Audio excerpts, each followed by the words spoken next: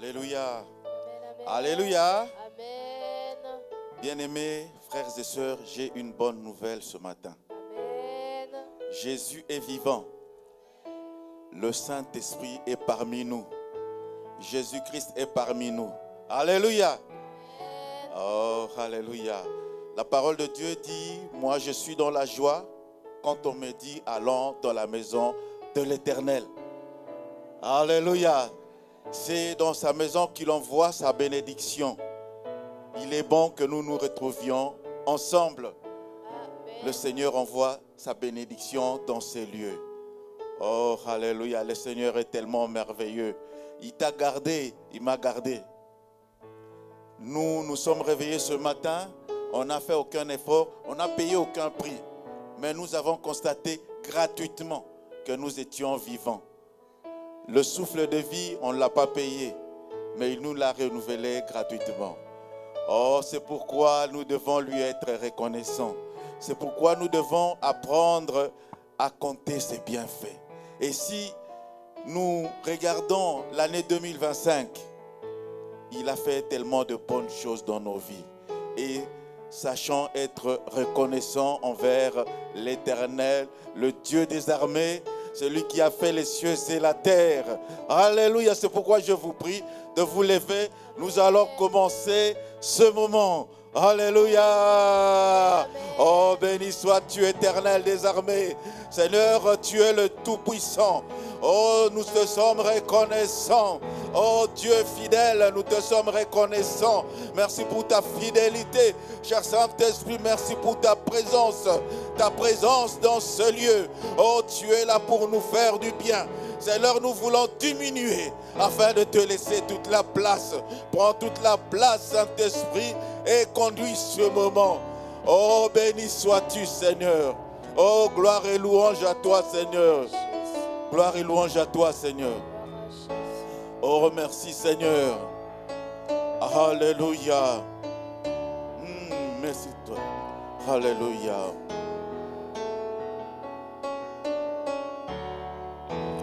Oui, compte les bienfaits de Dieu et les tous devant tes yeux. Tu verras en l'adorant combien le nombre. Oui, compte les bienfaits de Dieu et les tous devant tes. Et tu verras en adorant combien le nombre. Oui, compte les bienfaits de Dieu et les tous devant tes. Et tu verras en adorant combien le nombre. Oui, compte les bienfaits de Dieu, mais les tous devant tes. Et tu verras en adorant bien le. Quand le vol de la tempête, quand le vol de la tempête vient assombrir ton ciel bleu, au lieu de baisser la tête, compte les bienfaits. Oh oui, compte les bienfaits de Dieu, mais les tous devant.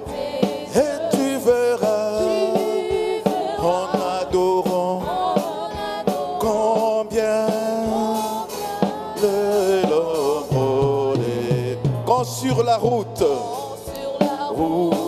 glissante, tu chancelles sous ta cette main puissante qui t'a béni. Quand sur la route glissante, quand sur la route glissante, tu chancelles sous ta croix, pense à cette main puissante qui t'a béni. Oui, compte les bienfaits de Dieu, mets-les tous devant tes, et tu verras, en adorant, combien le l'ombre. Si tu perds dans le voyage, plus d'un cher et doux trésor, pense au divin héritage qui là-haut te reste. Oui, compte les bienfaits de Dieu, mets-les tous devant tes yeux, et tu verras, en adorant, combien le l'ombre. Oui, compte les bienfaits de Dieu, mets-les tous devant tes yeux, et tu verras, en adorant, combien le nombre. Bénis donc, bénis sans cesse. Donc bénis sans cesse ce Père qui chaque jour répand sur toi la richesse de son merveilleux. Bénis donc, bénis sans cesse. Bénis donc, bénis sans cesse ce Père qui chaque jour répand sur toi la richesse de son merveilleux. Oui, compte les bienfaits de Dieu, mets-les tous devant tes, et tu verras, en adorant, combien le l'ombre. Oui, compte les bienfaits de Dieu, mets-les tous devant tes, et tu verras, en adorant, combien le nombre est. Alléluia, alléluia, alléluia. Oh, ces bienfaits sont innombrables. Les bienfaits de notre Dieu sont innombrables. Alléluia. Il ne sommeille ni ne dort, celui qui garde Israël. Amen. Lorsque tu étais dans le sommeil, le Seigneur l'Éternel a veillé sur toi. Amen. Oh, c'est le Créateur des cieux et de la terre. L'univers que l'on dit infini. Hein? Alléluia. De l'infiniment petit à l'infiniment grand. Alléluia. L'univers que l'on dit en expansion. Alléluia. Les planètes, les étoiles suspendues dans le firmament, c'est l'Éternel qui les a créées. Alléluia. Amen. Il est grand. Il a créé Mars, il a créé Jupiter, il a créé Neptune, mais il a créé aussi les atomes. Il a créé dans nos cellules, hein, tout ce qu'on appelle les nucléaires, etc., les ribosomes dans nos cellules. Quelle complexité! Oh, notre Dieu est merveilleux. Oh, alléluia. Oh, glorifions, acclamons le Seigneur. Oh, alléluia. Contemplant sa gloire. Oh, éternel, tu es le Dieu tout-puissant. Toi qui as créé les cieux et la terre. Oh, quand mes yeux contemplent ta création, je ne puis que te dire, tu es grand, mon Seigneur. Oh, béni sois-tu, Seigneur. Merci, Seigneur. Gloire à toi, Seigneur. Oh, béni sois-tu, Seigneur, notre Dieu. Gloire et louange à toi, Seigneur. Oh, merci, Seigneur. Oh, alléluia. Merci, Seigneur. Merci, mon Dieu. Merci, mon roi. Dieu tout-puissant. Quand mon cœur considère tout l'univers créé par ton pouvoir. Dieu tout-puissant, Dieu tout-puissant. Quand mon cœur considère tout l'univers créé par ton pouvoir. Le ciel d'azur, les éclairs, le tonnerre, le clair matin, où les œuvres de tout mon être, alors s'élève un chant. Dieu tout-puissant, que tu es grand de tout mon être, alors s'élève un chant. Dieu tout-puissant, que tu es grand par les bois, où la forêt profonde, j'ai j'entends tous les oiseaux chanter. Oh, quand sur les monts, la source avec son onde livre aux zéphyrs son chant doux et léger. Oh, mon cœur heureux, s'écrie à chaque instant. Oh Dieu d'amour,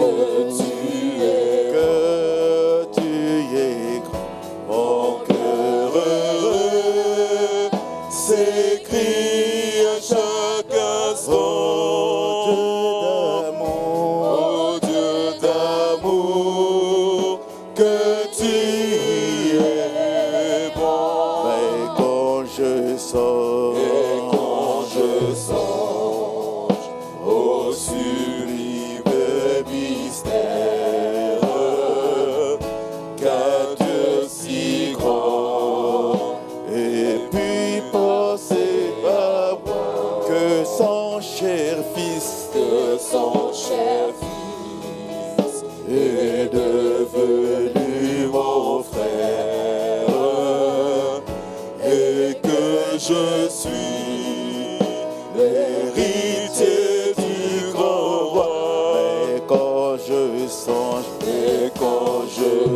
oui, c'est un mystère, au sublime mystère, qu'un Dieu si grand, et puis pense, oui, il a pensé à toi et à moi, alléluia, que son cher fils est devenu mon frère, et que je suis l'héritier du grand roi.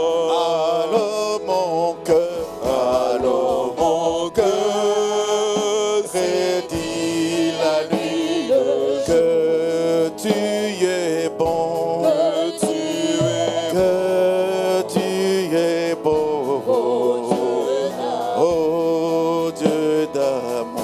Alors mon cœur redit la nuit le jour, que tu es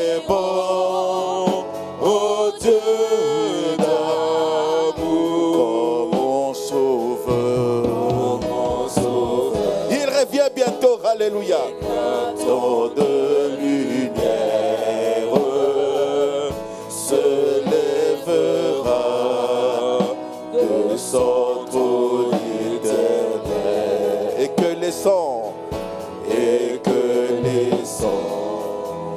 les couleurs de la terre, je pourrai voir les splendeurs de son comme mon sauveur éclatant de lumière, comme mon sauveur éclatant de lumière se lèvera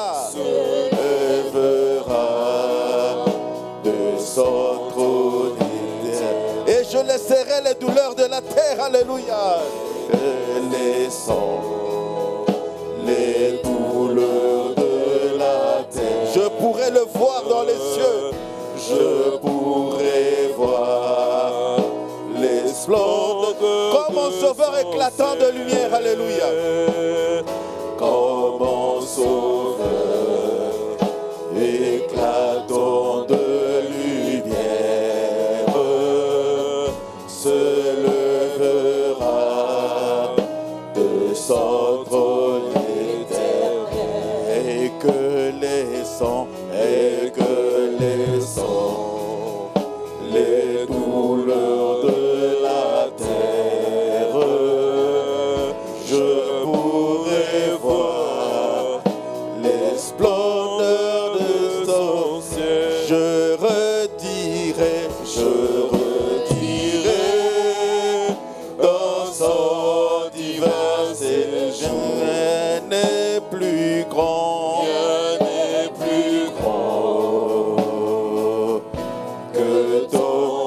que ton amour. Je redirai dans son divin séjour. Rien n'est plus grand que ton amour. Je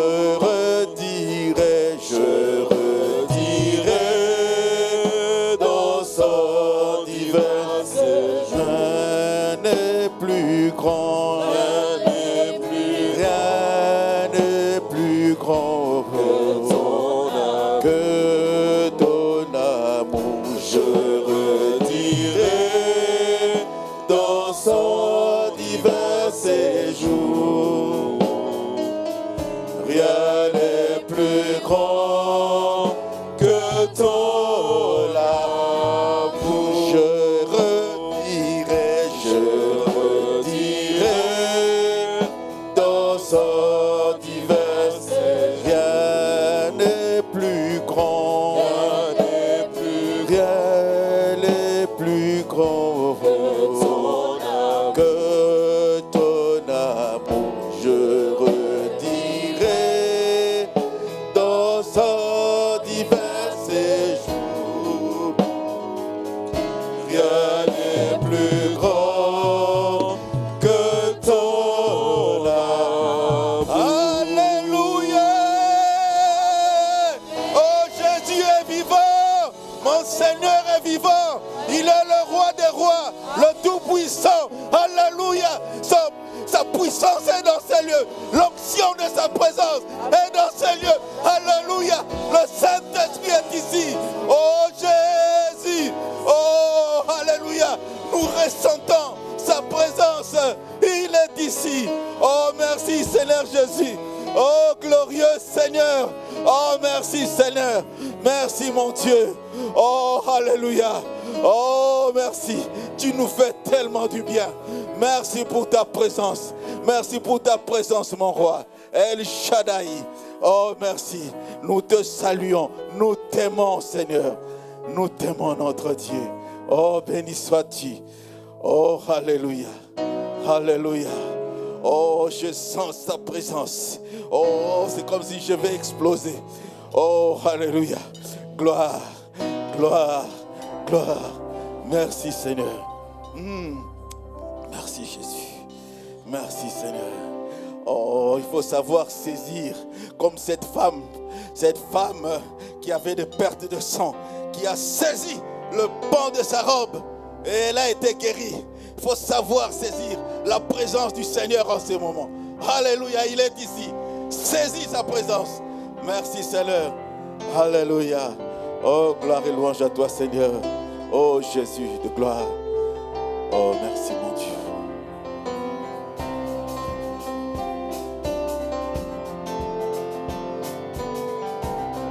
Ni Yesu, ni Yesu, Yesu, oh, oh, oh. ni Yesu, ni Yesu, ni Yesu wa uzima.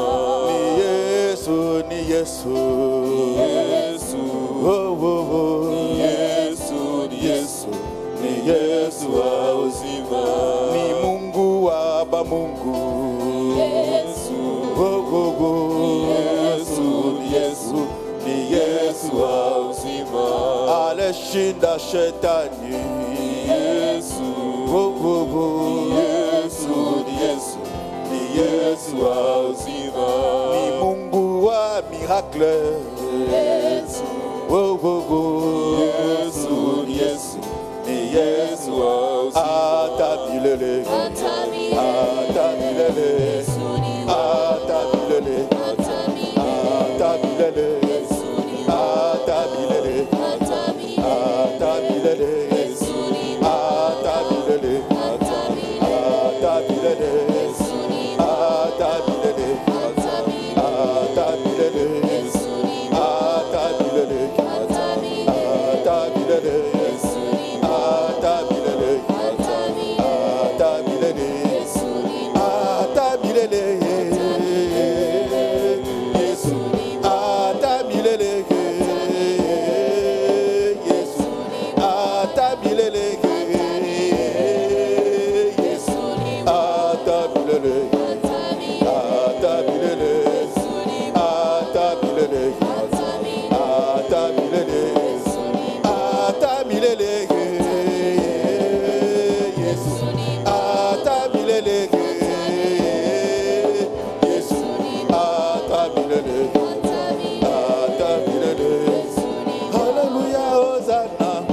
Alléluia, Hosanna, Alléluia,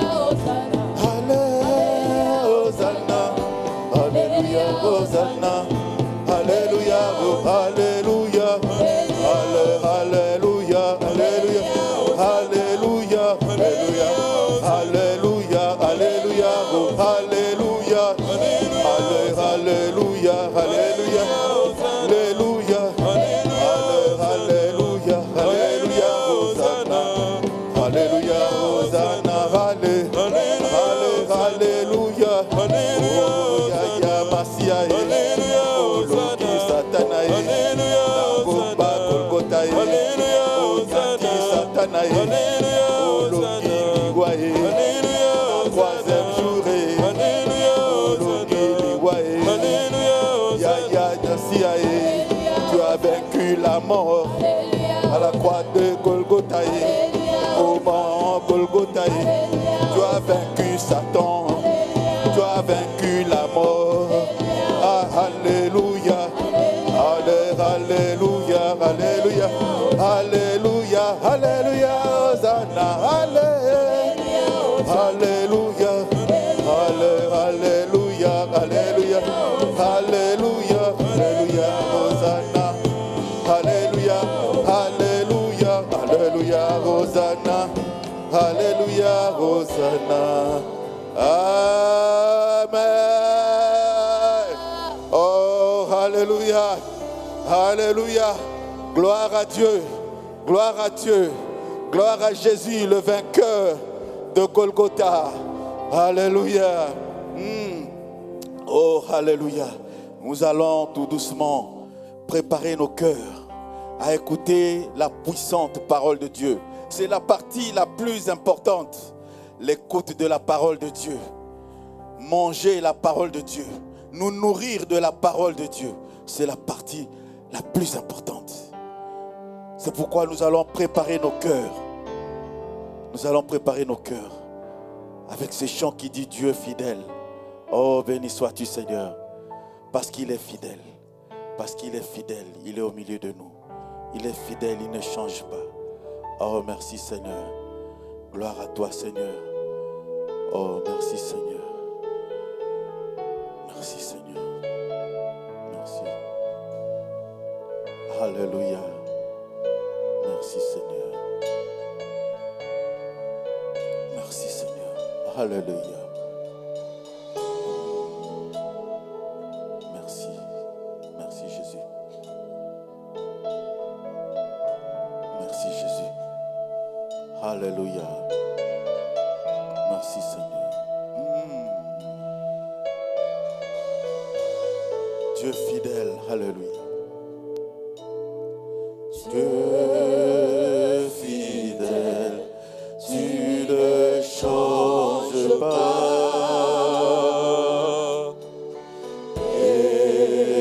Éternel, mon rocher, ma paix, Dieu puissant, je m'appuie sur toi. Et je crie vers toi, car tu es mon Dieu. Oui, je crie vers toi, j'ai besoin de toi. Dieu fidèle, tu ne changes pas. Alléluia. Dieu fidèle, tu ne changes pas.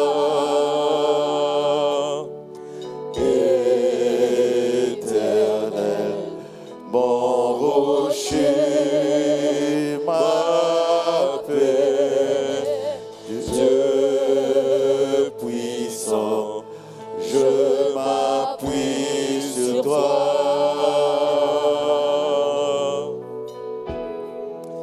Et je crie vers toi, car tu es mon Dieu.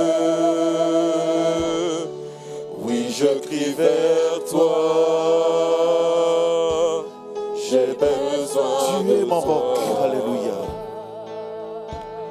Tu es mon roc au jour de la détresse.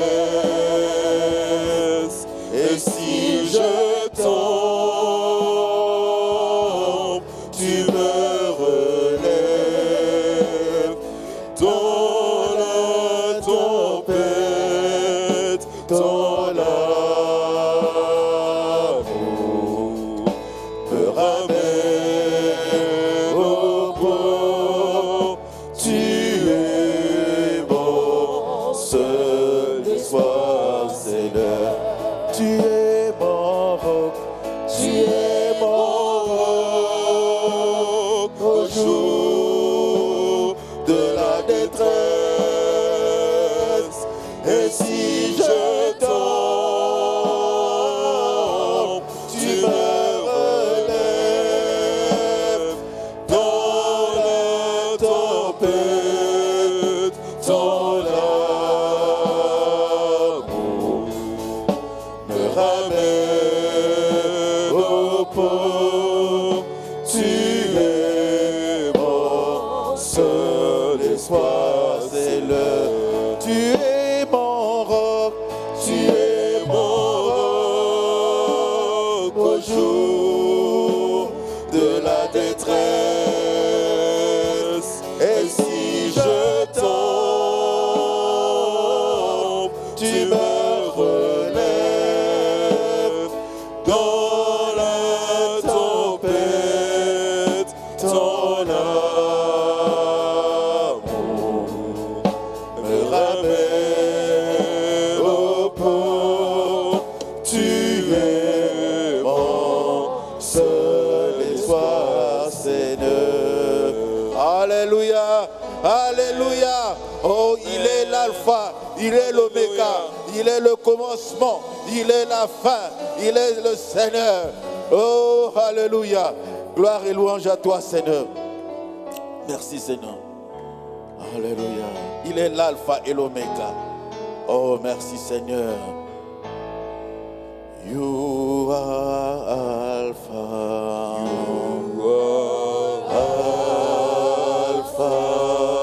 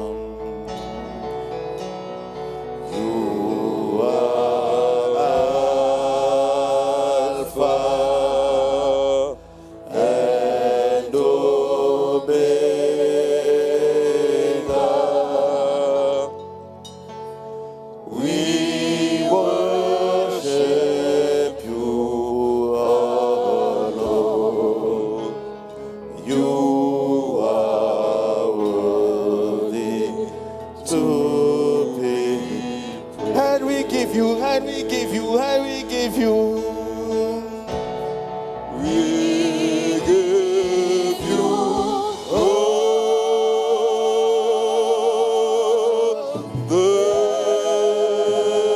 glory.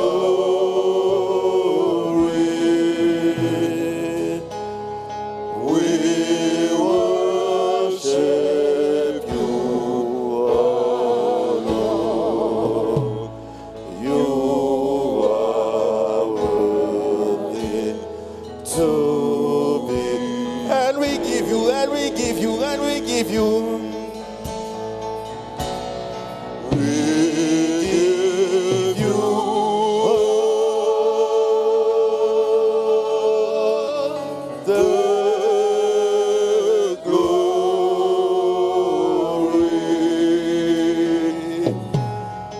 We worship you, oh Lord.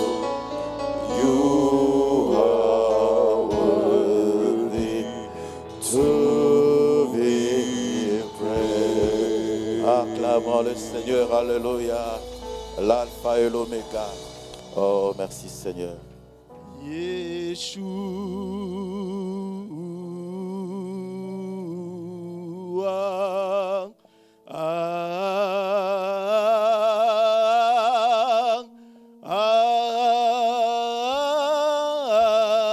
chantons Yeshua.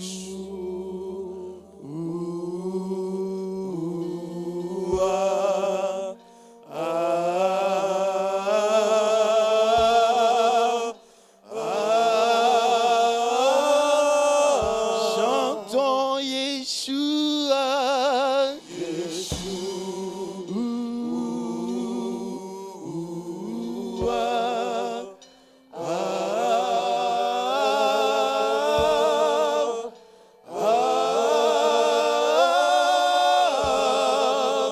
Yeshua.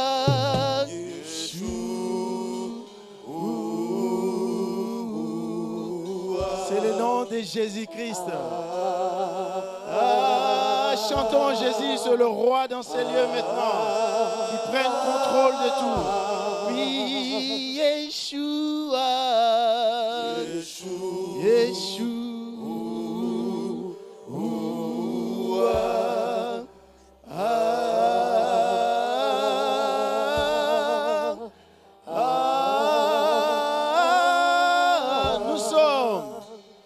Nous sommes réunis autour de celui qui est présent. Il est présent. Nous sommes réunis autour de celui qui est présent. Il est présent. Chantons Yeshua. Yeshua.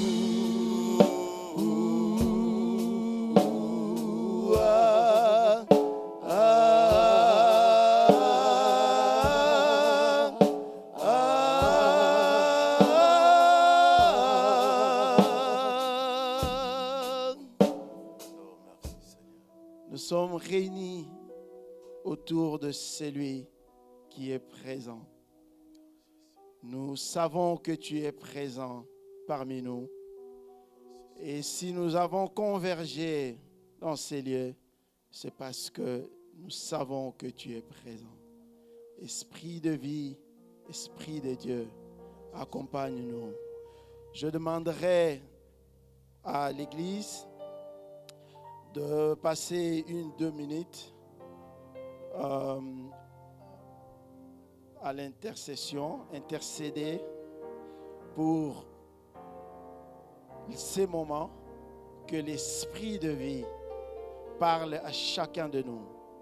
Que le moment que nous avons disposé pour passer dans cette congrégation ici, que ça ne soit pas un moment comme tous les autres. prions le Seigneur chacun de sa manière et à sa langue. Saint-Esprit de Dieu, Esprit de vie, Esprit de vérité. Toi, tu es le maître de circonstances, mais aussi des temps et de moments. Nous voulons passer ces moments dans ta présence. Et c'est pour cela que nous t'invitons, Esprit de vie. Prends la plus haute place dans ces lieux. Que ces moments ne soient pas comme hier et que ça ne soit pas comme demain, mais que ça soit spécial pour ces moments et aujourd'hui. Parle à nos cœurs, Seigneur. Parle à chacun de nous, mais à nos cœurs. Nous voulons t'écouter. Nous voulons t'écouter nous parler. Esprit de Dieu, Esprit de vie. Nous te disons merci pour tout ce que tu es et pour tout ce que tu as fait. Honneur, gloire, puissance et majesté te reviennent à toi et toi seul. Toi qui es le lion, mais aussi l'agneau. Par ton autorité, tu tranches, tu gouvernes, mais par ta compassion et par ton sacrifice, tu nous as rachetés à toi. Merci Seigneur, le lion et l'agneau de Dieu. Nous bénissons ton Saint-Nom. Gloire et louange à toi, Seigneur Jésus-Christ.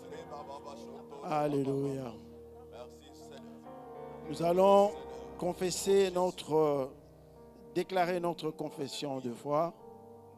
Nous disons ensemble, je crois en Dieu, le Père Tout-Puissant, Créateur du ciel et de la terre. Je crois en Jésus-Christ, son Fils unique, notre Seigneur, qui a été conçu du Saint-Esprit et qui est né de la Vierge Marie. Il a souffert sous Ponce Pilate. Il a été crucifié. Il est mort. Il a été enseveli. Il est descendu au séjour de mort. Le troisième jour, il est monté au ciel. Sur la droite de Dieu, le Père Tout-Puissant. Il viendra de là, juger les vivants et les morts. Je crois au Saint-Esprit. Je crois à la Sainte Église universelle, à la communion des saints, à la rémission des péchés, à la résurrection du corps et à la vie éternelle. Amen, amen. Merci, je vous prie de vous rasseoir. Merci, cher Saint-Esprit. Merci pour ces jours. Merci pour ces moments. L'Esprit du Seigneur est sur moi. Il m'a oint pour annoncer la bonne nouvelle aux pauvres, pour annoncer la délivrance aux opprimés et aux prisonniers, et annoncer une année du Seigneur. Et je le crois. Amen. Voilà, nous avons notre thème de l'année que nous avons commencé au réveillon. Ce thème s'intitule « Jésus revient bientôt. Gardons ses paroles ». Jésus revient bientôt. Gardons ses paroles. C'est tiré du livre de l'Apocalypse 22, 7.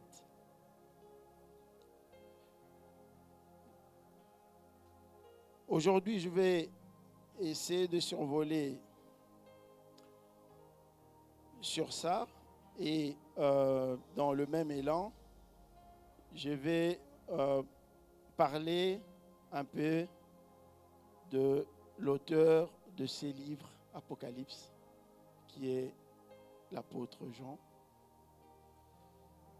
Et ensuite, je vais me baser toujours sur ces textes pour tirer quelques points clés que je trouve dans ça.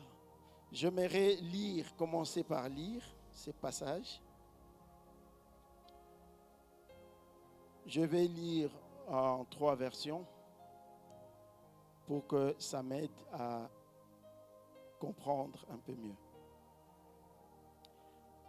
Je lis au nom de Jésus-Christ. Apocalypse 22, le verset 7e. Et voici, ça c'est Louis II révisé. Et voici, je viens bientôt.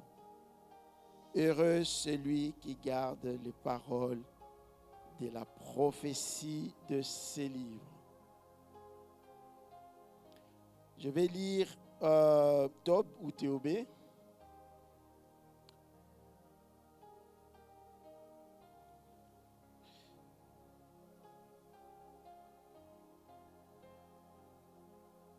Alors,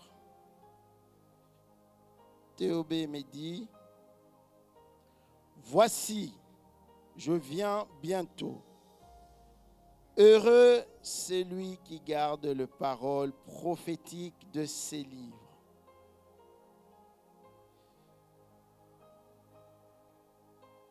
Les paroles de la prophétie de ces livres, pour Louis II, les paroles prophétiques de ces livres. Pour Théobé, qui va dans le même sens. Et pour Français courant, écoute, dit Jésus. Je viens bientôt. Heureux ceux qui prennent au sérieux les paroles prophétiques de ces livres. Je veux reprendre. Écoute, dit Jésus. Je viens bientôt. Heureux ceux qui prennent au sérieux les paroles prophétiques de ces livres. Voilà, ici, je vois, il y a un peu l'accent sur notre attention. Il dit écoute. Il attire notre attention sur ce qu'il va dire. Et il dit Jésus. C'est-à-dire, il nous précise qui est en train de parler à ce moment. C'est Jésus. Et puis il dit, il vient bientôt pour que nous gardions les paroles de la prophétie de ces livres. Donc, pour ce moment, je vais vraiment aller vite pour que je n'abuse pas du temps. Je vais juste picoter un peu, prendre quelques points. Donc, je parlerai donc de Jean, qui est l'auteur de ces livres. Et c'est basant sur ce que je viens de lire, je parlerai de Jésus, parce que c'est Jésus qui est en train de parler ici, dit Jésus.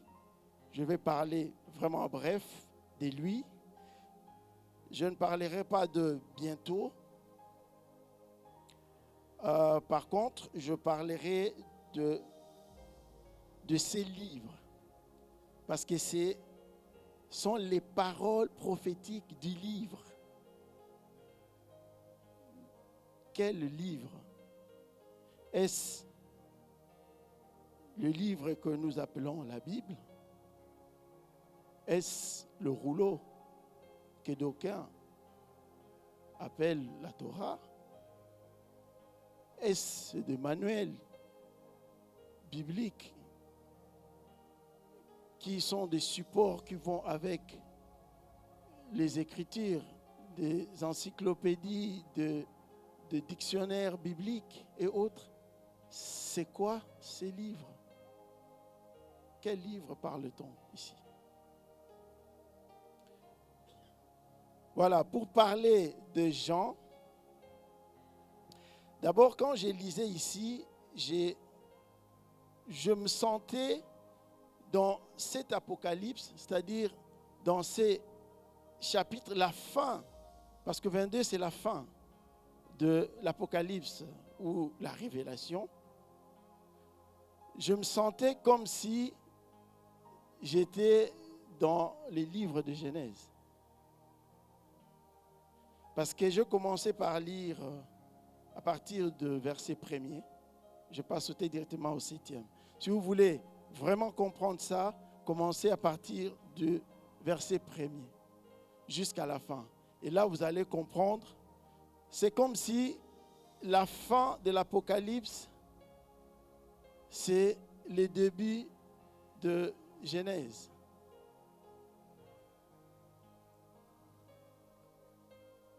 Si vous allez, par exemple, au début, au verset 1er d'Apocalypse 22,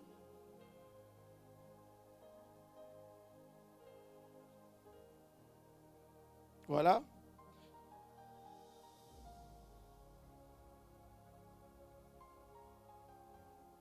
Je vais lire ici avec français courant dit, l'ange me montra aussi le fleuve d'eau de la vie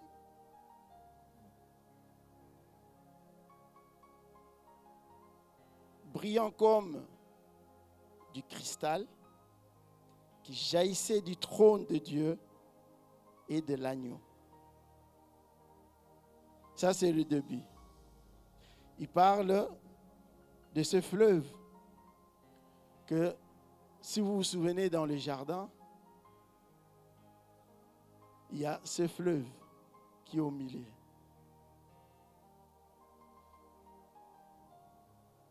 Dans le verset 2e, il dit, écoulé au milieu de la place de la ville.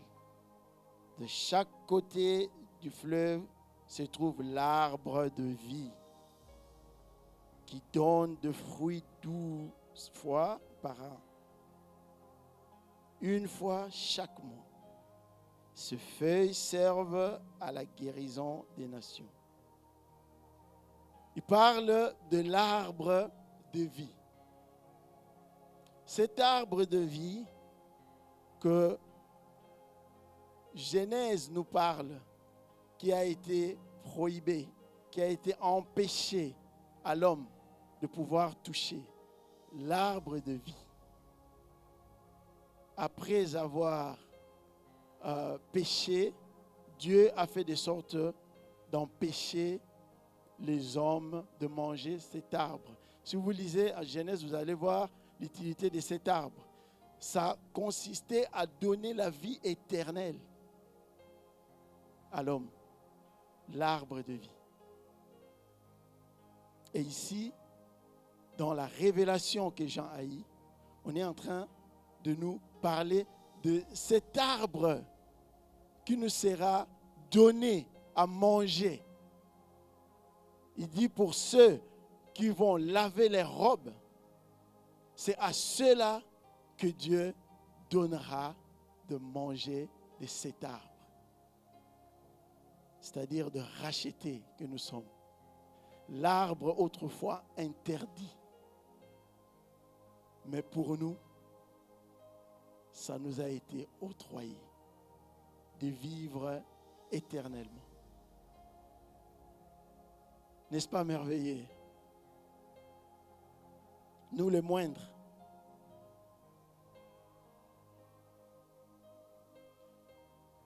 Si je lis le verset 3e, il ne s'y trouvera plus rien qui soit frappé par la malédiction de Dieu. Le trône de Dieu et de l'agneau sera dans la ville et les serviteurs de Dieu l'adoreront. Il est en train de parler de la malédiction parce que c'est aussi toujours dans le jardin que pour la première fois la malédiction a eu lieu. Quand l'homme a désobéi, la malédiction est entrée. Et il dit ici qu'il ôtera la malédiction. C'est-à-dire, il est entré, l'impression que j'ai eue quand je lisais ça, c'est ce que Pierre dit. Pierre, il dit que Dieu ne fait pas une chose sans l'avoir commencé. C'est-à-dire que Dieu, il va, c'est comme s'il est parti, il a terminé l'Apocalypse et après il est parti en Genèse. C'est-à-dire il a prévu déjà notre salut et il vient nous créer. Et donc nous pouvons avoir l'assurance parce que le salut est déjà prévu. Vous voyez? Donc l'arbre de vie est placé, mais l'arbre de vie est disposé en même temps. L'arbre de vie est disposé pour nous. Si nous continuons à lire, vous allez voir qu'il dit que le visage, nous allons voir le visage de Dieu. Alors qu'en Exode, quand Moïse voulait voir la gloire de Dieu, vous allez voir si vous lisez ça, Moïse dit, Seigneur, montre-moi ta gloire. Dieu dit, personne ne peut voir ma face et vivre. C'est-à-dire, la gloire de Dieu, la face de Dieu. Y a-t-il que Dieu ne comprend pas quelque chose là-dedans ou comment? Quelqu'un demande de voir juste la gloire. Lui, il dit ma face.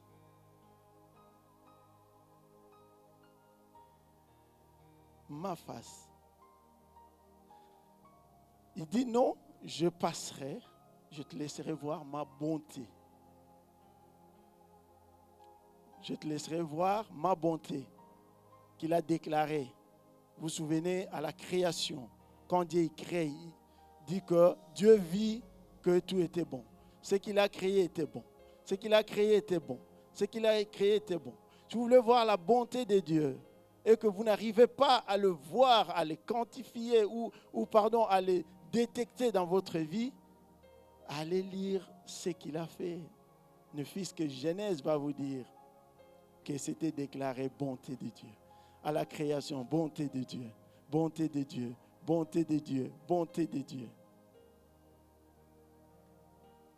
Il a dit, je te montrerai ma bonté. Je te ferai grâce de voir ma bonté. Dans le moment difficile de ta vie, tu veux voir ma face? Je te montrerai ma bonté. Amen. Je te montrerai ma bonté. Parce que la bonté de Dieu, la taille de la bonté de Dieu, c'est aussi élevé sont les cieux de la terre. Parce que sa bonté s'élève jusqu'aux cieux. Et ça couvre toute la création. La bonté de Dieu.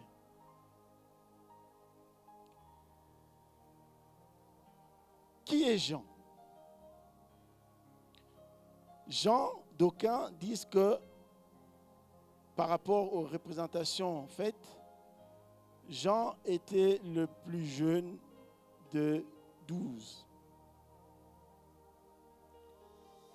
Mais Jean, avec certitude, nous savons, il est un des fils de Zébédée. Et d'ailleurs, certains, parce que Zébédée c'est son père et Salomé c'était sa mère, et d'aucuns font le lien entre Marie et Salomé et donc disent que Jean était cousin à Jésus. Là n'est pas notre intérêt. Mais Jean est décrit comme le disciple préféré, je dirais, mais moi je le dis plutôt protégé de Jésus. Et je pense qu'il était plus jeune parce que je sais, beaucoup d'entre nous sommes des parents. Et quand on a le plus jeune à la maison, l'impression est toujours que le plus jeune est beaucoup plus protégé par les parents. Et moi, j'étais le plus jeune, les cadets, donc je sais. Et on nous donne parfois des noms qu'on est des enfants gâtés parce qu'on est protégé.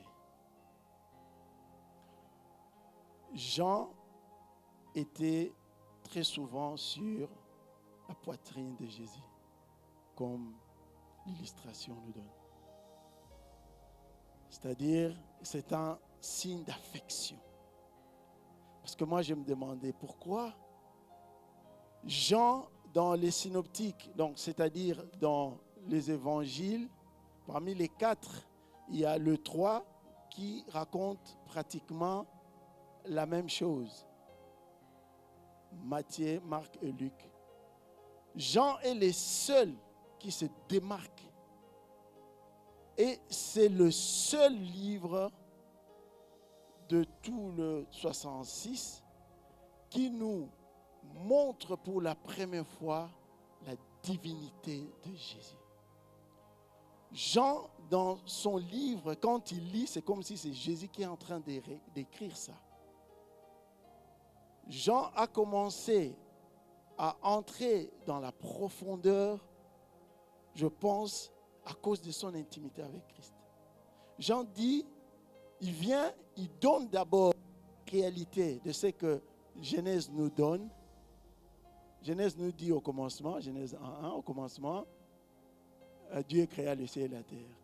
Mais si on vous demande qui est ce Dieu, certains diront c'est le Dieu le Père qui a créé, et puis son esprit qui se mouvait au-dessus des eaux, et le Dieu le Fils se reposait un peu, parce que c'était les deux acteurs, disons comme ça. Jean, il vient, il singularise, il nous donne l'image simple pour nous, le faible. Il dit au commencement, il commence avec la même chose. Si vous regardez le commencement, on va voir ça plus loin, parce qu'ici, il parle de alpha et oméga, le dernier, le commencement et la fin. Donc, il parle encore de ça. À la création, on a dit au commencement. Jean, il vient nous révéler au commencement. Apocalypse clôt avec au commencement. On va essayer de voir aussi au commencement, c'est quoi. Donc, il dit au commencement, c'est-à-dire dans l'essence, au début de toute chose, était la parole.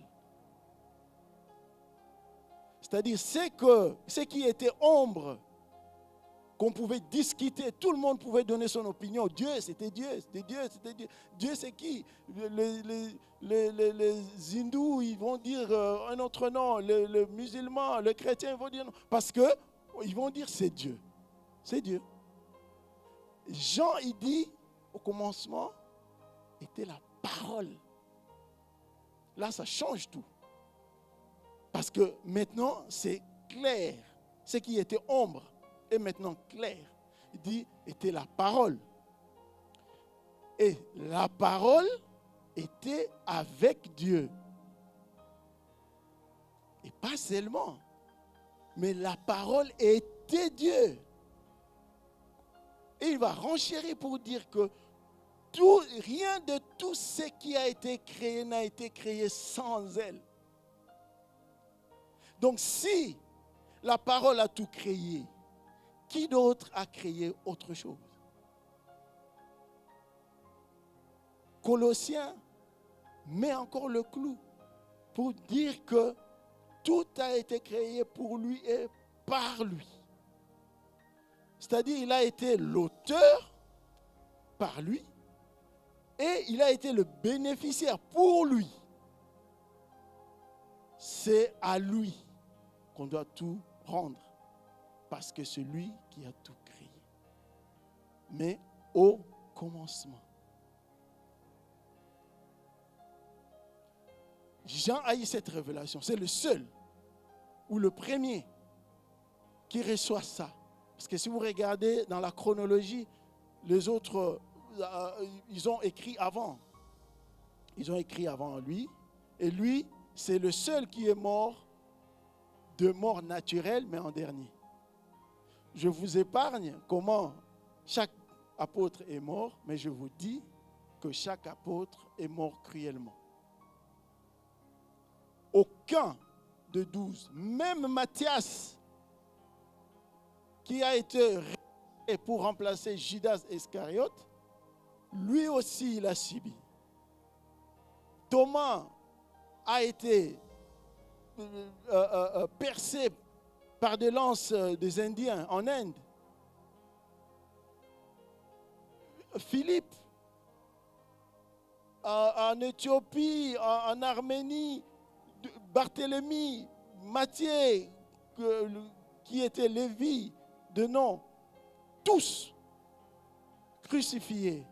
Et d'ailleurs, Pierre a refusé à Rome d'être crucifié comme Christ. Il a dit non, je ne mérite pas, mettez-moi la tête en bas.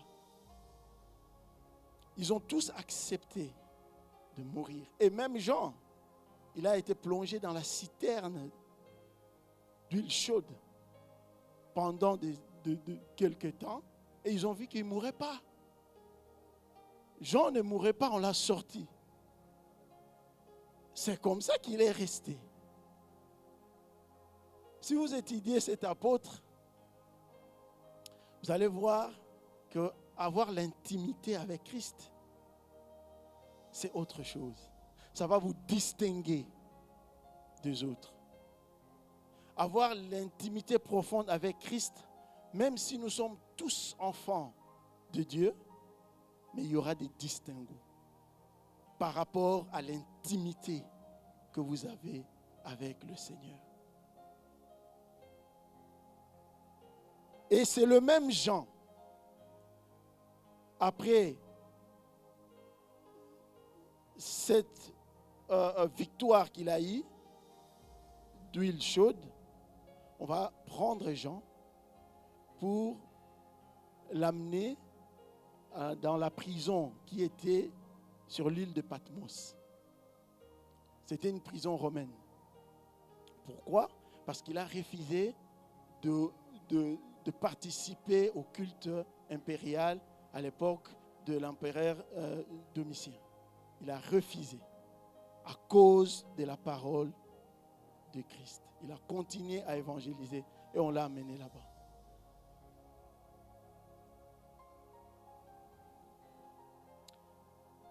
Je voulais passer, mais je pense qu'il y a beaucoup de leçons à tirer de tout ça. Parce que ça me ramène vers Joseph. Vous voyez, les voies de Dieu ne sont pas les nôtres. Dieu, pour accomplir sa mission, il est capable de tout. Nous, les humains, nous avons des règles. Vous voyez comme nous sommes là. Nous avons des règles. On sait que là, pour sortir, on doit prendre à droite ou à gauche. Si vous prenez à droite, vous branchez la règle. Et pour entrer ici, vous ne pouvez pas entrer avec vos chaussures sales. Donc il faut purifier ça à la porte et entrer. Parce que c'est le sanctuaire. Dieu, quand il a besoin d'accomplir quelque chose, il peut prendre un sol. Alors que la parole dit que Dieu se met à la porte, il toque. Si tu ouvres, il entre. Là, il ne toque pas sur le sol. Il branche la règle. Il prend sol par force. Parce que la mission était si grande que la règle est devenue très minime. Dieu a brisé. Il a pris Saul. Et Saul est devenu Paul. Et il nous a donné beaucoup de révélations à l'Église. Il a contribué comme aucun autre des apôtres qui étaient avec Christ pendant les 3 ans. Dieu, il prend Joseph parce qu'il avait une mission. Ce n'était pas la volonté de Joseph d'être vendu, encore moins d'être mis en prison. Mais Dieu, il finira toujours par accomplir sa mission. Il prend Jean, il l'amène en prison. Mais là, en prison, sur l'île de Patmos, ça change. Parce que grâce à cela, nous aujourd'hui, nous pouvons comprendre maintenant la profondeur de ces livres dont il parlait. Grâce à cette révélation que Jean a eue sur l'île de Patmos, dans le lieu de souffrance, ne sommes-nous pas distraits quand nous traversons les moments difficiles dans la souffrance? N'est-ce pas, nous avons souvent l'impression de penser que c'est quand nous sommes dans la souffrance que Dieu nous a abandonnés. Jean pouvait penser comme ça. Je suis en prison. Comment est-ce que quelqu'un comme Jean peut être en prison alors qu'il a survécu l'huile chaude?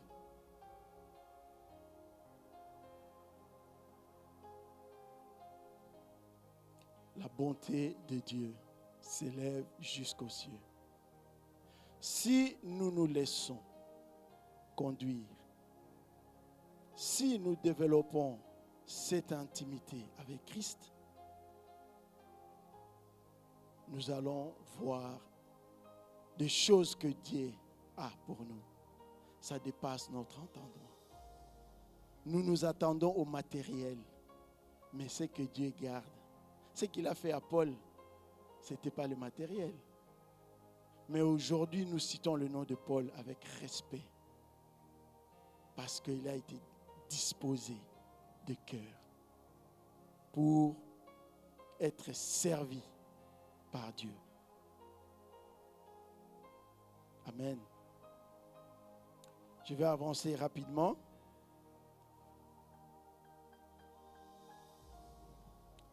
Alors, je vais rester dans mon texte. Nous avons lu le verset 7e qui nous parlait de Jésus. Donc, dans cette vision, Jésus, il nous dit de garder les paroles de la prophétie. Les paroles de la prophétie de ces livres.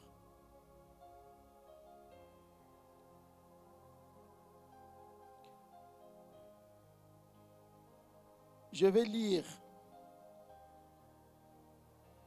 le verset 5. Ensuite, je vais sauter. Le verset 5 nous dit: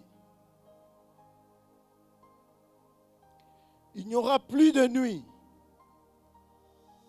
Nul n'aura besoin de la lumière du flambeau, ni de la lumière du soleil, car le Seigneur, Dieu répandra sur eux sa lumière, et ils régneront au siècle de siècles.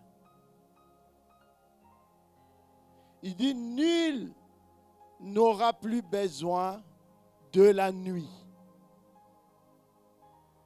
La nuit dans la parole de Dieu signifie l'oppression, les chaos. Il dit qu'il n'y aura plus de nuit.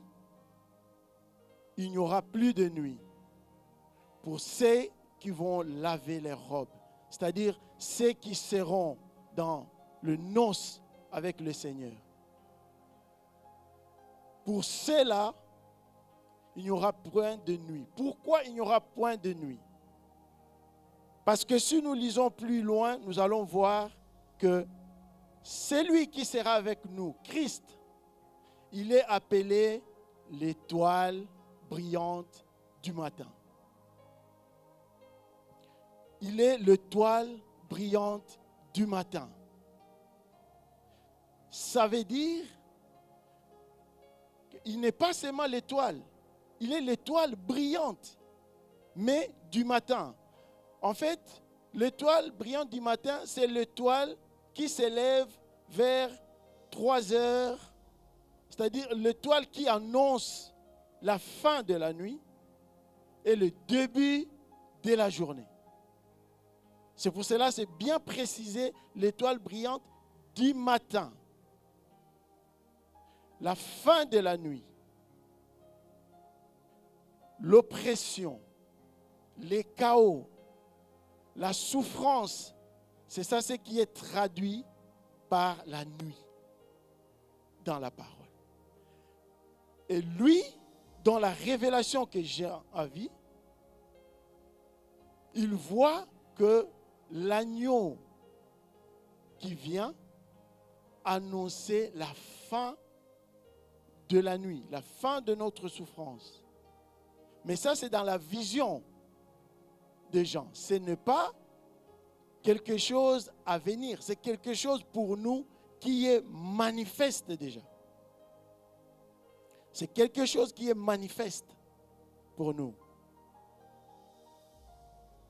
L'étoile brillante du matin. L'étoile annonce l'étoile. À l'époque, vous voyez, quand Jésus est né, il y avait les mages qui suivaient les étoiles. Les mages suivaient les étoiles. Pourquoi? Parce que l'étoile indiquait un signe divin. C'est pour cela qu'on dit chacun de nous a une étoile. Chacun de nous a une étoile. Que ton étoile brille, que ton étoile brille, que ton étoile brille. Parce qu'il y a en nous un signe divin. À chacun de nous, il y a un signe divin. Il dit que l'étoile qui brille, c'est-à-dire qui montre la gloire. Briller, c'est montrer la gloire. Il est cette étoile, ce signe qui va montrer la gloire de la fin de notre oppression, de la fin de notre souffrance, de la fin de notre captivité. L'étoile brillante du matin.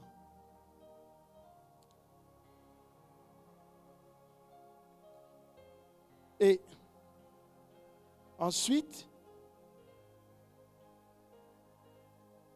il parle dans le verset 13 que j'avais dit, je veux parler. Le verset 13, c'est là où il parle, il dit que, il dit, je suis l'alpha et l'oméga. C'est-à-dire, il est en train de s'identifier pour que Jean comprenne, parce que Jean est en train de voir une vision. Il est comme transporté par l'ange, et l'ange a été en train de lui montrer, et ensuite il y a la voix qui parle, la voix du Seigneur. Il s'identifie, il dit, je suis, dans le verset 13e, je suis alpha et oméga. Le premier et le dernier. Le commencement et la fin. J'aimerais qu'on prête attention à ça. Parce que souvent nous avons l'impression comme si la parole est en train d'utiliser la même chose pour dire, en fait, utiliser plusieurs formules pour dire la même chose. Parce que pour nous, alpha et oméga, c'est le premier et le dernier. C'est le commencement et la fin. Le 3 montre la même chose.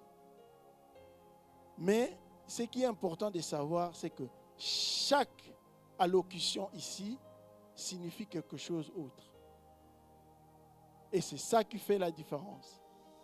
Parce que quand il dit alpha et il dit oméga, alpha et oméga, c'est, comment je vais expliquer ça simplement? Donc alpha et oméga, c'est, il est en train d'exprimer une totalité. C'est-à-dire, il couvre, c'est comme Ézéchiel, et dans la vision d'Ézéchiel et dans la prophétie d'Ésaïe, qui disait que Dieu, il est comme cercle sur la terre. C'est-à-dire, il est alpha et oméga. Il englobe tout. C'est ça l'alpha et l'oméga. Il est de tout. Il est le tout de tout. Donc, quand vous commencez, vous cherchez les débits de Dieu, vous trouvez sa fin. Et quand vous cherchez sa fin, vous trouvez les débits. C'est ça le cercle. Vous ne savez pas où se trouve la tête, où se trouve la queue. C'est d'ailleurs l'image de l'éternité. La vie, l'arbre de vie que nous allons manger. C'est ça, l'éternité. C'est alpha et l'oméga. Par contre, le premier et le dernier, c'est la partie qu'on appelle, c'est la partie chrono de ça. C'est-à-dire, ça définit le temps. Le premier et le dernier, en grec, ça définit le temps. Ça définit la portion du temps. Le premier et le dernier. Pourquoi? Parce que à la création, c'est une injection dans l'éternité.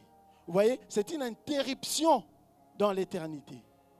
Il y a eu le premier, il y a eu le dernier, et il y aura le dernier, mais dans les temps.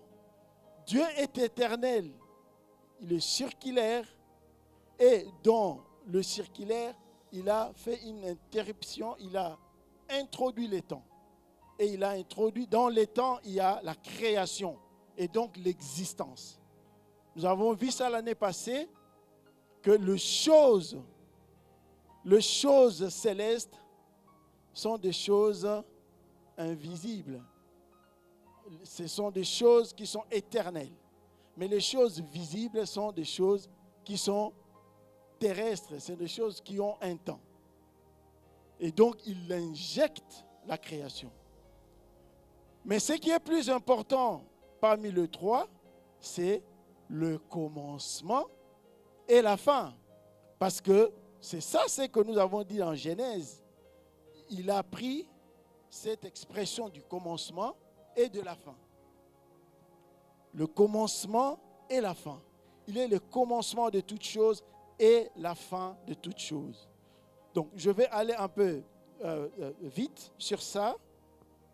Le commencement. Le commencement, c'est quoi en réalité? Le commencement, ce n'est pas les débits. Ok? Le commencement, ce n'est pas les débits. Parce que pour nous, dans nos langages, c'est ça la compréhension. Quand on dit je commence quelque chose, c'est-à-dire je débite quelque chose. Mais ce n'est pas ça. Le commencement ici, ça se traduit par la source. C'est qu'en hébreu, on dit Abba. Donc, Père. Parce que Père, comme nous le savons, ce n'est pas l'homme, ce n'est pas l'être masculin. Abba ou Père, ça veut dire source. Source d'où provient toute chose. C'est pour cela que Dieu, il est la source de tout. Il est Abba. Il est la source de tout. Et donc, le commencement, c'est l'origine première. Donc, il commence toute chose. Il est la source. C'est l'image qui est donnée en grec, c'est arco. Tu vois, ça s'appelle arco. Donc, vous voyez, arco, ça sonne un peu comme l'arc. Vous voyez, l'arco, c'est le commencement. Et télos, c'est la fin. Télos, c'est comme la queue. Hein? Donc, c'est l'arc. Si tu mets l'arc et tu mets avec la queue, ça revient à alpha oméga. Vous voyez? Mais donc, il est le commencement de tout. Dieu, il est l'origine principale. Il est celui qui gouverne. C'est ça aussi ce que ça veut dire. C'est lui qui gouverne. Le commencement et la fin. Mais la fin, ce n'est pas... comment est-ce qu'on dirait la fin? Ça ne consiste pas à... Voilà. quand on termine quelque chose. Non, même en français, si vous réfléchissez très bien, vous allez voir si je dis la fin d'un stylo. La fin d'un stylo, ce n'est pas le bout. La fin d'un stylo, c'est le but du stylo. C'est d'écrire. C'est ça sa fin. La raison pour laquelle la chose a été créée. C'est-à-dire l'objectif atteint. C'est ça la fin. Quand vous atteignez l'objectif, c'est ça. La perfection. C'est ça la fin. Et donc, il est l'origine de tout et il est l'objectif atteint.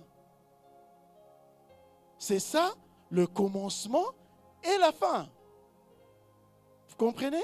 Donc, quand on dit il est alpha et l'oméga, comme on a chanté avec Papa Julien et la louange, c'est-à-dire dans la totalité circulaire, Dieu, il commence, il est à l'origine de tout et c'est lui qui est le but même de tout. Et si dans notre marche, nous mettons ça dans l'esprit, que Dieu, il est le commencement de tout, comme il a commencé à Genèse. C'est ça ce que ça veut dire. Il est l'origine de tout dans le livre de Genèse. Il est l'origine de tout étant la parole dans les livres de Jean. Il est l'origine ici dans l'Apocalypse. Dieu doit être au centre de tout. Il doit être au centre de tout. Alors, si nous lisons parce que moi j'ai circulé jusqu'à 16.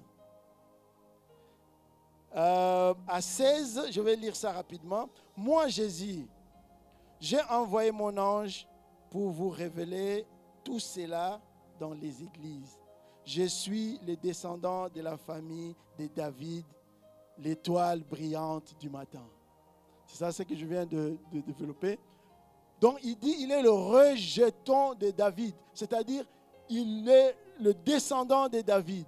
Mais qu'est-ce que ça veut dire ici dans ces livres d'Apocalypse? Vous vous souvenez, au début, quand Jean regardait, je pense que c'est 10, l'ange l'amène, lui dit, regarde, parce que Jean était là, il voyait le livre. Il y avait le livre, parce que nous, ici, il s'agit de 2 livres. OK? Si vous lisez Apocalypse 5, donc chapitre 5, vous allez voir qu'il y a le livre que Jean a vu dans la vision. Le livre était fermé et il y avait une voix qui s'est levée qui demandait « Qui peut ouvrir le livre? Qui est digne d'ouvrir le livre ?» Dans toute l'humanité, il n'y avait personne pour ouvrir ces livres. Jean a commencé à pleurer. Jean, il a commencé à... Il savait qu'il y avait dans ces livres ce qui concernait l'humanité dans son avenir. Et Jean a commencé à pleurer. Le sort était là. Et qu'est-ce qu'il dit? L'ange lui dit, ne pleure pas, regarde le lion qui peut ouvrir les livres. C'est-à-dire, il dit le lion qui peut ouvrir le livre. Et quand Jean regarde, qu'est-ce qu'il voit? L'agneau. Jean ne voit pas le lion. Jean, il voit l'agneau. L'ange lui montre le lion. Et ici, à 16, il dit il est le rejeton de David. Pourquoi il est le rejeton de David? Parce que David vient d'une famille royale, c'est-à-dire il vient de la descendance de Juda. Et qui est Juda? C'est l'enfant de Jacob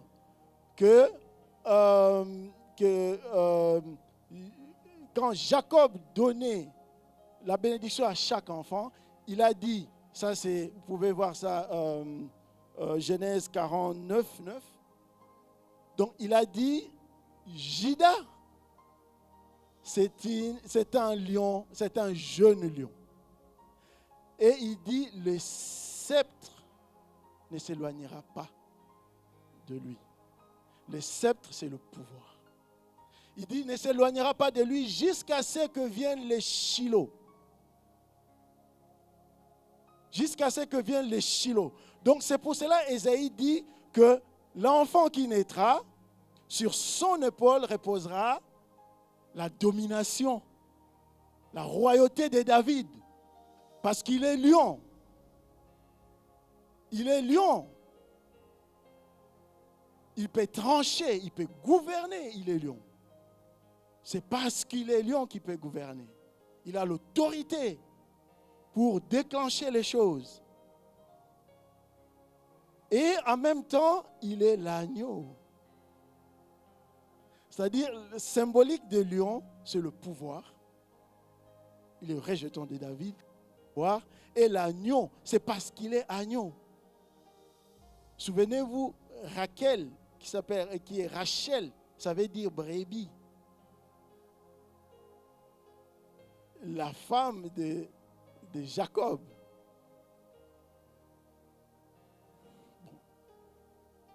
Voilà, on saute sur ça. Donc, du coup, Jésus, il est agneau. Il est l'agneau. Agneau de Dieu. Et donc, c'est parce qu'il est agneau qu'il peut nous sauver. Qu'il peut nous racheter. Ça, ce sont des prérogatives, ce sont des attributions de l'agneau. L'agneau est doux. L'agneau peut nous sauver. L'agneau peut nous délivrer. Mais le lion, il peut nous donner la victoire. Il peut briser. Et vous verrez à la fin, il y a dans Apocalypse 10, on est en train de glorifier. On dit gloire au lion et à l'agneau. Au lion et à l'agneau. À l'autorité et à la grâce. À la loi et à la rédemption. Nous sommes rachetés parce que Christ est en même temps le lion et l'agneau. Ok? Donc je vais m'arrêter là parce que pour les livres, le temps nous fait défaut.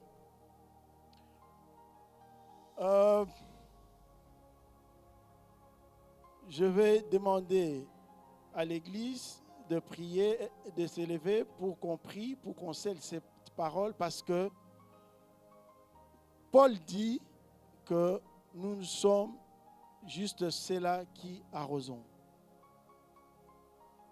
Et que le Saint-Esprit fasse son œuvre dans chacun de nous. Quand la parole vient, Dieu y déverse sa parole et c'est lui qui est le maître de la moisson. C'est lui qui fait fructifier ce qui est déposé dans le cœur de chacun. Prions que le Seigneur nous donne de pouvoir le reconnaître dans nos vies comme lion et comme l'agneau. Pour que ces livres que Jean a avalés, qui étaient doux comme de miel dans sa bouche, mais amers dans ses entrailles, fassent son œuvre en nous, qui nous protège, qui nous garde. Adonai, le Dieu puissant, qui sommes-nous?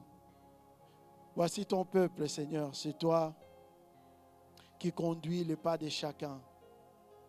Tu nous conduis, tu nous donnes, Seigneur, de pouvoir être avec toi et de te suivre. Nous voulons te suivre, Seigneur. Que cette parole soit gravée dans le cœur de chacun et que notre esprit, Seigneur, soit disposé, connecté, Seigneur, à ce que tu nous dis et que nos oreilles soient ouvertes pour que nous écoutions, nous entendions ce que l'Esprit dit aux églises. Nous te bénissons pour ces jours, Seigneur. Sois le bienvenu dans nos vies et dans tout ce que nous entreprenons au jour le jour. Nous te glorifions dans le nom précieux de Jésus. Nous avons ainsi prié. Amen.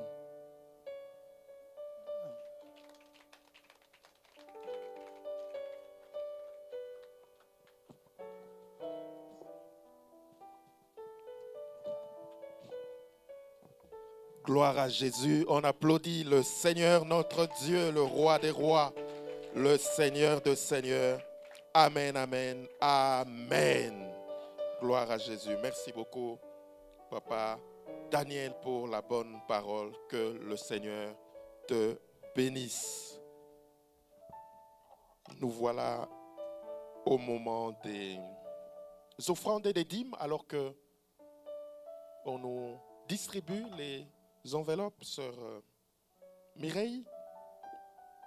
Nous rappelons que cette semaine, c'est la semaine de prière et de jeûne sous le thème « Vigilant dans l'attente du Maître ». Vigilant dans l'attente du Maître, c'est tiré du livre évangile de Luc, chapitre 21, verset 36. Donc nous sommes là, comme habituellement, du mercredi 28 au vendredi 30, mercredi 18h à 20h, jeudi 18h à 20h et vendredi nous avons la veillée de prière à partir de 22h. Donc vigilant, vigilant, vigilant comme dans l'attente du Maître. Voilà, préparons-nous pour notre première prière, première veillée, mais aussi surtout premier programme de prière. Voilà, nous rappelons que chaque dimanche, nous avons 2 cultes. Le premier, comme celui-ci, de 9h à 10h45 et le deuxième de 11h30 à 13h30. Alors, nous aurons notre prochaine session de baptême au mois de mai prochain. Ceux qui sont intéressés sont priés de me contacter. Donc, notre prochaine session de baptême, c'est-à-dire intéressés au baptême, à être baptisés. Nous rappelons aussi notre projet phare principal de cette année également, c'est nos engagements financiers et nous encourageons chacun à pouvoir se montrer encore plus diligent cette année. Pour ceux qui veulent s'engager, premièrement, peuvent demander un formulaire ou le faire encore une fois s'ils ont déjà engagé respecté, honoré leur premier engagement. Voilà pour les annonces. Est-ce que nous avons un frère ou une sœur qui est venu nous voir pour la première fois un dimanche? Sinon, au son de la louange, nous allons apporter nos offrandes et nos dîmes. Je vous prie de vous lever. Nous allons apporter dans la joie nos dîmes et nos offrandes. Alléluia.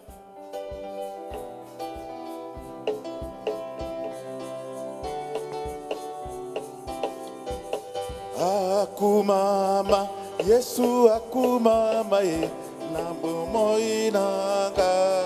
Akumama, akumama, Yesu akumama ye, nambo moinanga. Akumama, azwa lokumu, kolo azwa lokumu we, na esika oyo, azwa lokumu.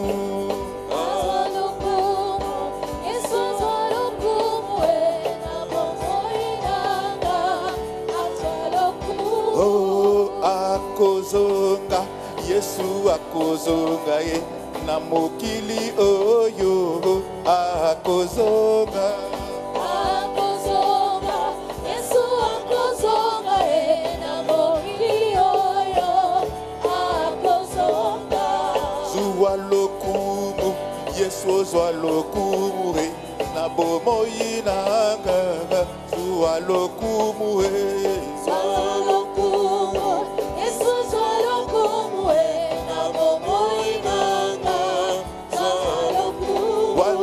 Wamilele bungu Mungwa baraka ni Yesu e. Wa milele, Mungu wa baraka ni Yesu.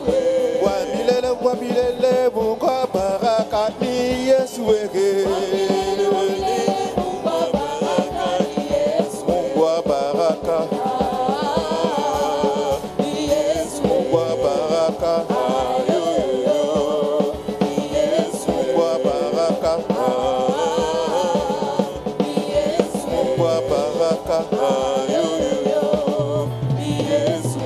Alpha Omega, oh Jésus le roi des rois. Alpha Omega, oh Jésus le roi des rois. Alpha Omega, oh Jésus le tout-puissant. Alpha Omega, oh Jésus le roi des rois.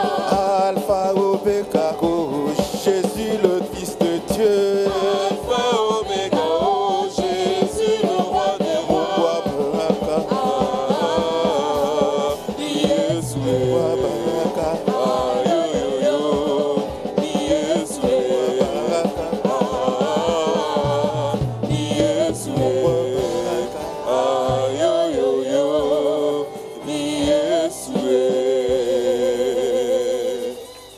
Gloire à Jésus, gloire à Jésus, gloire à Jésus. Nous allons prier pour les offrandes et les dîmes. Père, nous te bénissons, nous te rendons grâce. Seigneur, merci d'avoir béni mon frère et ma sœur, ton Église, afin que nous puissions apporter dans ta maison. Seigneur, ces offrandes et ces dîmes, daigne les accueillir. Seigneur, car nous les donnons sans contrainte, ni tristesse, mais avec joie, dans l'allégresse, Seigneur, de pouvoir t'attendre, toi le Maître. Et notre vigilance en t'attendant, c'est aussi de pouvoir participer à l'avancement de ton royaume par les offrandes et les dîmes. Seigneur, merci de pouvoir nous aider à en avoir toujours plus, en bénissant nos projets, en bénissant, Seigneur, le travail de chacun, en bénissant, Seigneur, les finances et les revenus, Seigneur, de chaque maison, de chaque foyer, de chaque ménage, afin que, Seigneur, ayons toujours plus, non seulement que nous puissions subvenir à tous nos besoins, mais, Seigneur, que nous puissions, Seigneur, penser aux pauvres, à l'indigent, mais également, Seigneur, à bénir ton œuvre. Nous comptons sur toi. Au nom de Jésus, nous disons tous, notre Père, qui es aux cieux, que ton nom soit sanctifié, que ton règne vienne, que ta volonté soit faite sur la terre comme au ciel. Donne-nous aujourd'hui notre pain de ce jour. Pardonne-nous nos offenses, comme nous pardonnons aussi à ceux qui nous ont offensés. Et ne nous soumets pas à la tentation, mais délivre-nous du mal, car c'est à toi qu'appartiennent le règne, la puissance et la gloire pour les siècles des siècles. Amen. Que la grâce de notre Seigneur Jésus-Christ, l'amour de Dieu le Père et la communion du Saint-Esprit accompagnent chacune et chacun au nom du Père, du Fils et du Saint-Esprit. Amen, amen, amen. Amen. Gloire à Jésus.